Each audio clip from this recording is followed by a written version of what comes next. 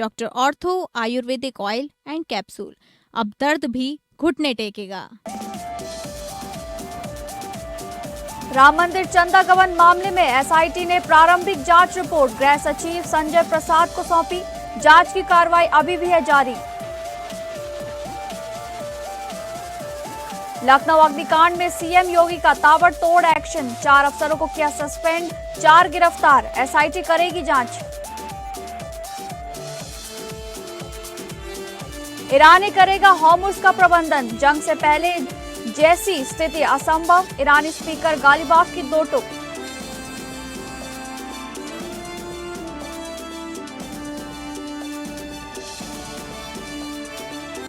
नमस्कार, आप सभी का बहुत बहुत स्वागत है टॉप अपडेट में। मैं हूं आपके साथ शालिनी राणा। शुरुआत करेंगे टॉप अपडेट की। अयोध्या के श्री राम मंदिर में चढ़ावे में कथित हेरफेर के मामले में गठित एसआईटी ने अपनी प्रारंभिक जांच रिपोर्ट गृह सचिव संजय प्रसाद को सौंप दी है। लखनऊ मंडल के आयुक्त विजय विश्वास पंत ने जांच दल के अन्य सदस्यों के साथ ये रिपोर्ट प्रस्तुत की। हालांकि जांच प्रक्रिया अभी जारी है और अंतिम निष्कर्ष आना भी बाकी है। मामले की संवेदनशीलता को देखते हुए जांच को गंभीरता से आगे बढ़ाया जा रहा है। जांच के दौरान मंदिर की व्यवस्थाओं में कई बड़े बदलाव किए गए हैं और लगभग 1600 कर्मचारियों की निगरानी बढ़ा दी गई है। अब दान पात्र से निकाले गए नोटों की गिनती दरी पर बैठकर की जा रही है तथा पूरी प्रक्रिया की वीडियोग्राफी भी कराई जा रही है। नोट गिनने के लिए समिति और सत्यापित सेवादारों को जिम्मेदारी दी गई है, जबकि पुराने कर्मचारियों की जगह नए लोगों की तैनाती की गई है। मंदिर परिसर में अतिरिक्त सीसीटीवी कैमरे लगाए गए हैं और सुरक्षा व्यवस्था को और मजबूत किया गया है। फिलहाल मंदिर प्रशासन की गतिविधियां अयोध्या के डीएम शशांक त्रिपाठी की निगरानी में संचालित हो रही हैं और जांच पूरी होने का इंतजार किया जा रहा है।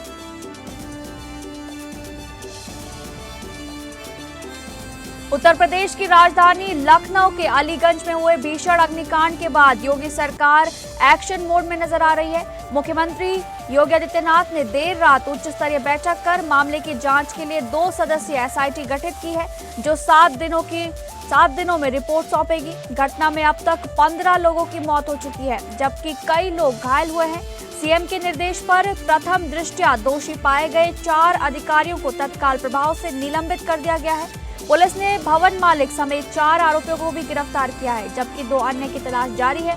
जांच में सामने आया है कि इसी भवन के खिलाफ वर्ष 2016 में अवैध निर्माण का ध्वस्तीकरण आदेश जारी हुआ था, जिसे बाद में निरस्त कर दिया गया था। मृतकों के परिजनों को केंद्र और राज्य सरकार की ओर से कुल 7-7 लाख रुपए तथा घायलों को 1 लाख रुपए तक की आर्थिक सहायता देने की घोषणा की गई है। वहीं एफएसएल टीम मौके पर पहुंचकर आग लगने के कारणों की वैज्ञानिक जांच में जुटी हुई है।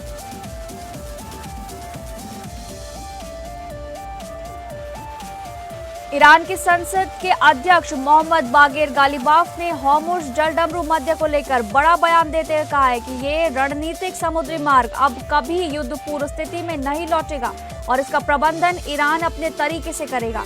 हालांकि अंतर्राष्ट्रीय समुद्री कानूनों का पालन जारी रहेगा। स्विट्जरलैंड से लौटने के बाद गालिबाफ ने दावा किया कि हालिया तकनीकी वार्ताओं में ईरान ने अपनी कूटनीतिक और राजनीतिक ताकत का प्रभावी प्रदर्शन किया है। उन्होंने कहा कि ईरान के दबाव के चलते अमेरिकी राष्ट्रपति डोनाल्ड ट्रंप सोशल मीडिया पर अपनी पोस्ट में बदलाव उन्हें करना पड़ा। गालिबाफ ने अमेरिका को अविश्वसनीय बताते हुए कहा कि ईरान ने अभी कभी उस पर भरोसा नहीं किया और आगे भी नहीं करेगा। उन्होंने दावा किया कि स्विट्जरलैंड वार्ता में ईरान की भागीदारी से क्षेत्रीय तनाव और लेबनान में संभावित हिंसा को नियंत्रित करने में मदद मिलेगी। उन्होंने देशवासियों से सर्वोच्च नेता अयातुल्ला सैयद मुज्तबा खामेनेई नेतृत्व में एकजुट रहने की अपील की।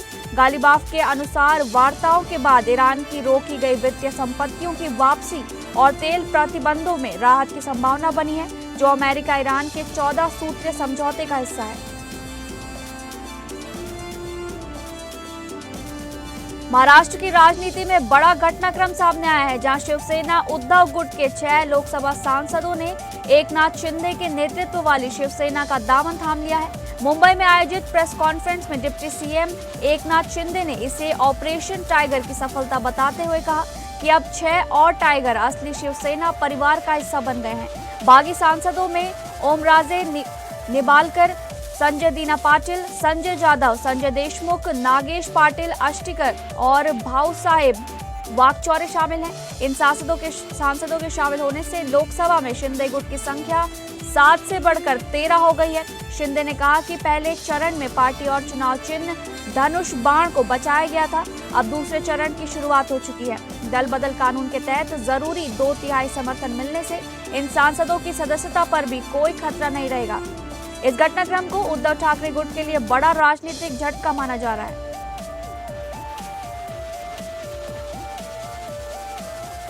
बुलंदशहर के जहांगीराबाद क्षेत्र में चर्चित मनीष सैनी हत्याकांड के मुख्य आरोपी शिवम सैनी को पुलिस ने मुठभेड़ के बाद गिरफ्तार कर लिया है। पुलिस के अनुसार शराब पार्टी के दौरान हुए मामूली विवाद ने हिंसक रूप ले लिया था, जिसके बाद शिवम ने मनीष सैनी की हत्या कर दी थी। आरोपी की तलाश में जुटी जहांगीराबाद पुलिस की उससे मुठभेड़ हुई, जिसमें शिवम के पैर में गोली लग गई। घायल अवस्था में उसे गिरफ्तार कर उपचार के लिए अस्पताल भेजा गया है। पुलिस ने आरोपी के कब्जे से एक अवैध पिस्टल और जिंदा कारतूस भी बरामद की है। अधिकारियों का कहना है कि आरोपी से पूछताछ कर घटना से जुड़े अन्य पहलुओं की भी जांच की जा रही है। इस कार्रवाई को पुलिस की बड़ी सफलता माना जा रहा है। वहीं हत्याकांड के खुलासे और आरोपी की गिरफ्तारी के बाद क्षेत्र में सुरक्षा व्यवस्था भी बढ़ा दी गई है।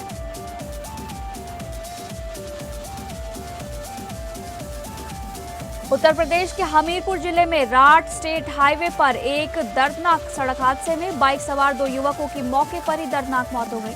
बिवावर थाना क्षेत्र के छानी गांव के पास तेज रफ्तार अज्ञात वाहन ने उनकी बाइक को जोरदार टक्कर मार दी। टक्कर इतनी भीषण थी कि दोनों युवक सड़क पर दूर जा गिरे और घटनास्थल पर ही दम तोड़ दिया। हादसे की सूचना मिलते ही पुलिस मौके पर पहुंची और शवों को कब्जे में लेकर पोस्टमार्टम के लिए भेज दिया गया है। जांच में दोनों मृतकों की पहचान महोबा जिले के चरखारी क्षेत्र के निवासियों के रूप में हुई है। पुलिस ने अज्ञात वाहन चालक के खिलाफ मामला दर्ज कर उसकी तलाश शुरू कर दी है। हादसे की खबर मिलते ही मृतकों के परिवारों में मातम छा गया है और परिजनों का रो रो कर बुरा हाल है। पुलिस मामले की जांच कर दुर्घटना के कारणों और वाहन की पहचान में जुटी हुई है।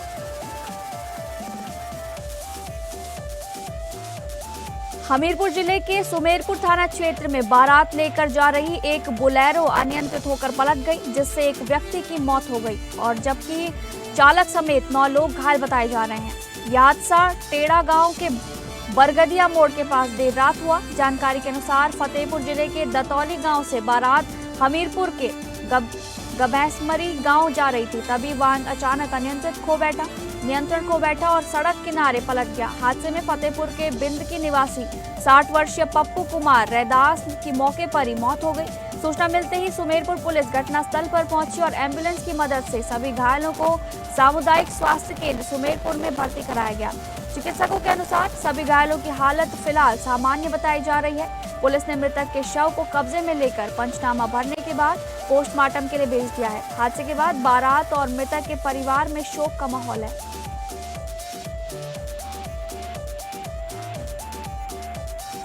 हरदोई जिले के अरवल थाना क्षेत्र के बनामऊ गांव में शौच के लिए गई 60 वर्षीय उर्मिला को एक जहरीले सांप ने डस लिया, जिससे परिवार में हड़कंप मच गया। घटना के बाद परिजनों ने सूझबूझ दिखाते हुए सांप को एक डिब्बे में बंद कर लिया और घायल महिला को तुरंत अस्पताल पहुंचाया गया। समय पर उपचार मिलने से महिला की जान बच गई और उसकी हालत अब खतरे से बाहर बताई जा रही है। परिजन महिला को लेकर सामुदायिक स्वास्थ्य केंद्र हरपालपुर पहुंचे, जहां डॉक्टरों ने तत्काल इलाज शुरू किया। चिकित्सकों की निगरानी में महिला का उपचार जारी है। ग्रामीणों ने भी घटना के बाद सतर्कता बरतने की अपील की है। बरसात के मौसम में सांपों के निकलने की घटनाएं बढ़ने से लोगों को सावधानी बरतने की सलाह दी जा रही है। फिलहाल महिला की स्थिति स्थिर बनी हुई है और डॉक्टर लगातार निगरानी कर रहे हैं। कौशाम्बी जिले के पिपरी थाना क्षेत्र के मुरादपुर गांव में एक विवाहिता की संदिग्ध परिस्थितियों में मौत से इलाके में सनसनी फैल गई है। महिला का शव घर के अंदर कच्चे मकान की धन्नी से प्लास्टिक की रस्सी के सहारे लटका हुआ मिला। घटना की सूचना मिलते ही ग्रामीणों और परिजनों की भीड़ मौके पर जुट गई। मृतका के मायके पक्ष ने ससुराल वालों पर दहेज के लिए प्रताड़ित करने और हत्या के बाद शव को फांसी पर लटकाने का गंभीर आरोप लगाया है। मृतका की मां का कहना है कि लंबे समय से दहेज की मांग की जा रही थी और मांग पूरी न होने पर उसकी बेटी की जान ले ली गई। सूचना पर पहुंची पुलिस ने शव को कब्जे में लेकर पोस्टमार्टम के लिए भेज दिया है। पुलिस का कहना है कि पोस्टमार्टम रिपोर्ट आने के बाद ही मौत के वास्तविक कारण स्पष्ट हो सकेंगे। फिलहाल मामले के सभी पहलुओं की जांच की जा रही है और आगे की कार्रवाई साक्ष्यों के आधार पर की जाएगी। कोतवाली थाना क्षेत्र के एक गांव में एक तरफा प्यार और कथित उत्पीड़न से परेशान होकर एक युवती द्वारा तेजाब पीने का मामला सामने आया है।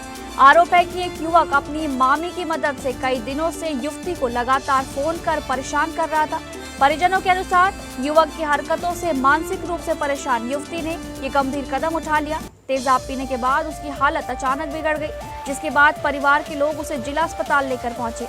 चिकित्सकों ने प्राथमिक उपचार के बाद हालत गंभीर देखते हुए युवती को सैफई पीजीआई रेफर कर दिया। बताया जा रहा है कि सैफई पीजीआई में युवती की स्थिति नाजुक बनी हुई है और उसका इलाज जारी है।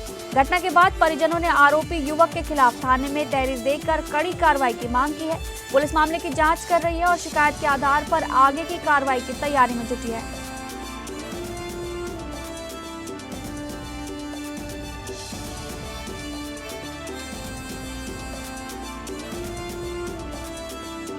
उत्तर प्रदेश के मुख्यमंत्री योगी आदित्यनाथ ने लखनऊ स्थित जन भवन में राज्यपाल आनंदीबेन पटेल से शिष्टाचार मुलाकात की। इस दौरान दोनों नेताओं के बीच विभिन्न समसामयिक विषयों पर चर्चा हुई। मुलाकात के अवसर पर मुख्यमंत्री योगी आदित्यनाथ ने राज्यपाल को लेखक पंडित लालचंद राम द्वारा लिखित पुस्तक भारतीय ज्ञान परंपरा योग भेंट की। मुख्यमंत्री ने भारतीय संस्कृति, ज्ञान और योग पर आधारित इस पुस्तक की विशेषताओं की भी जानकारी दी। राज्यपाल आनंदीबेन पटेल ने पुस्तक प्राप्त कर प्रसन्नता व्यक्त की और लेखक के प्रयासों की सराहना की। ये भेंट भारतीय ज्ञान परंपरा और योग के महत्व को रेखांकित करने वाला प्रतीकात्मक कदम माना जा रहा है। दोनों के बीच सौहार्दपूर्ण वातावरण में हुई ये मुलाकात चर्चा का विषय बनी रही। शासन और समाज से जुड़े मुद्दों पर भी सकारात्मक संवाद होने की जानकारी सामने आई है।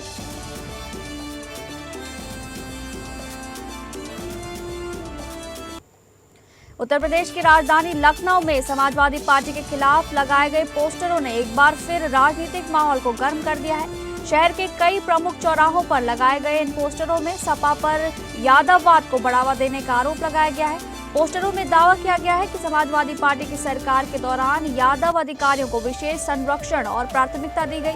साथ ही सरकारी नौकरियों और प्रशासनिक नियुक्तियों में पक्षपात के आरोप भी लगाए गए हैं। पोस्टरों पर लाल टोपी, साइकिल निशान, यादववाद इनकी पहचान जैसे नारे लिखे गए हैं। इसके अलावा अंधेर नगरी का राजा, यादववाद से सारी नौकरी खा जा जैसी टिप्पणियां भी दर्ज कराई गई हैं। इन पोस्टरों को लेकर राजनीतिक गलियारों में चर्चाएं तेज हो गई हैं और विभिन्न दलों की प्रतिक्रियाओं का इंतजार किया जा रहा है। हालांकि पोस्टर लगाने वालों की पहचान अभी स्पष्ट नहीं हो सकी है।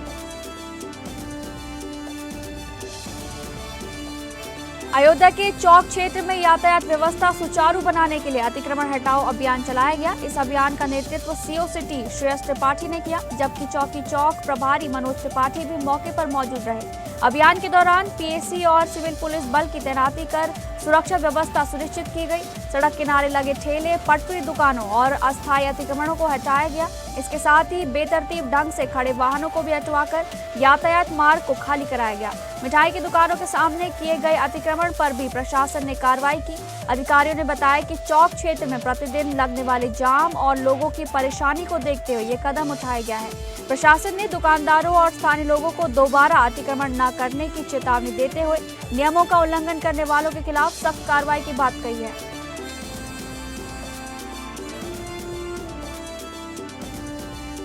अलीगढ़ में तेज रफ्तार ट्रक की चपेट में आने से एक बाइक सवार युवक की दर्दनाक मौत हो गई। घटना सासनी गेट थाना क्षेत्र के मथुरा कट हाईवे पर हुआ, जहां टक्कर के बाद बाइक में आग लग गई। प्रत्यक्षदर्शियों के अनुसार ट्रक चालक आग लगी बाइक को घसीटते हुए करीब 5 किलोमीटर तक ले गया। इस दौरान सड़क पर जलती बाइक को खींचते ट्रक का वीडियो सोशल मीडिया पर तेजी से वायरल हो रहा है। हादसे की सूचना मिलते ही पुलिस मौके पर पहुंची और शव को कब्जे में लेकर पोस्टमार्टम के लिए भेज दिया। बताया जा रहा है कि ट्रक चालक आग लगी बाइक को छोड़कर मौके से फरार हो गया। बाद में रोरावर थाना क्षेत्र के हाईवे पर जलती हुई बाइक बरामद की गई। पुलिस मामले की जांच कर ट्रक और उसके चालक की तलाश में जुटी हुई है। अंबेडकर नगर में मानव रहित रेलवे क्रॉसिंग पर एक बड़ा हादसा होते होते टल गया, जब रेलवे ट्रैक पार कर रही एक कार मालगाड़ी से टकरा गई। टक्कर के बाद कार मालगाड़ी में फंस गई और करीब 100 मीटर तक घिसटती चली गई, जिससे वाहन बुरी तरह क्षतिग्रस्त हो गया। रात की बात ये रही कि कार चालक को सुरक्षित बाहर निकाल लिया गया और उसकी जान बच गई। प्रारंभिक जानकारी के अनुसार चालक के कान में एयरफोन लगे होने के कारण उसे ट्रेन के आने का आभास नहीं हो सका। बताया जा रहा है कि मालगाड़ी एनटीपीसी टांडा से कोयला खाली कर वापस लौट रही थी। हादसा एनटीपीसी टांडा लूप लाइन के लेवल 2 रेलवे क्रॉसिंग पर हुआ। सूचना मिलते ही जीआरपी और स्थानीय पुलिस मौके पर पहुंची तथा कार को ट्रैक से हटवाकर रेल यातायात सामान्य कराया गया। ये दुर्घटना अलीगंज थाना क्षेत्र के अरखापुर गांव के पास की बताई जा रही है। 90 के दशक के सुपरहिट धारावाहिक शक्तिमान के लोकप्रिय किरदार गंगाधर की 22 साल बाद वापसी होने जा रही है। अभिनेता मुकेश खन्ना ने सोशल मीडिया पर एक वीडियो साझा कर अपने नए प्रोजेक्ट ज्ञानी कौन गंगू की झलक दिखाई है। इस शॉर्ट फिल्म में गंगाधर के किरदार को नए अंदाज में गंगू के रूप में पेश किया जाएगा। वीडियो में शूटिंग सेट, आधुनिक तकनीक और पर्दे के पीछे की तैयारियां दिखाई गई हैं। लेखक ब्रिजमोहन पांडे के अनुसार शक्तिमान रूपी पेड़ की ये नई शाखा है जो दर्शकों को एक अलग अनुभव देगी। फिल्म सिटी के हेलीपैड सेट पर इसकी शूटिंग जारी है और इसका निर्देशन समित बंसल कर रहे हैं। मुकेश खन्ना इस प्रोजेक्ट के प्रमुख सूत्रधार हैं और उनके साथ शक्तिमान से जुड़े कई चर्चित किरदार भी नजर आएंगे।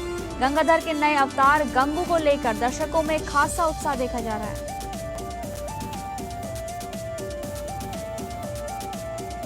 नेटफ्लिक्स के रियलिटी शो लॉकअप सीजन 2 के लॉन्च इवेंट में अभिनेता रितेश देशमुख से जब पूछा गया कि यदि उन्हें फिल्म इंडस्ट्री के लोगों को लॉकअप करने का मौका मिले तो क्या उसमें सलमान खान और संजय दत्त शामिल होंगे, तो उन्होंने इस सवाल पर कड़ी आपत्ति जताई। रितेश ने कहा कि यह सवाल पूरी तरह गलत है और वो किसी को भी लॉकअप क्यों करना चाहेंगे। उन्होंने साफ शब्दों में कहा कि वो अपनी फिल्म इंडस्ट्री के किसी भी व्यक्ति के बारे में इस तरह की टिप्पणी नहीं करेंगे।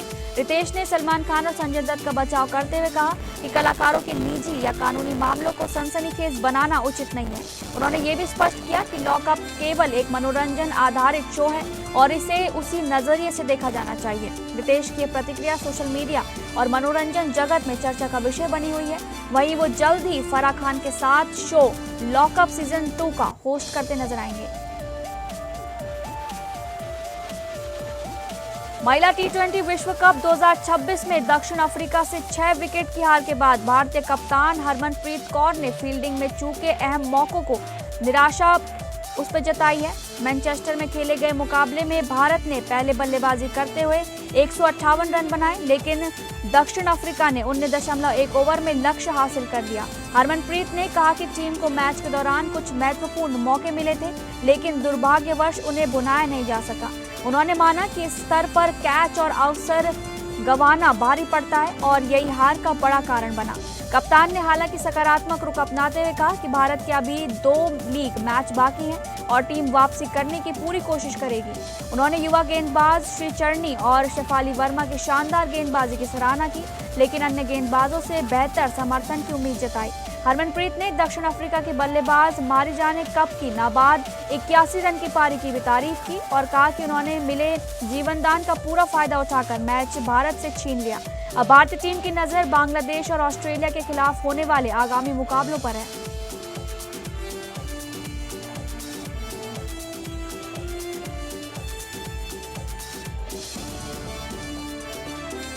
तो फिलहाल टॉप अपडेट में बस इतना ही। नमस्कार।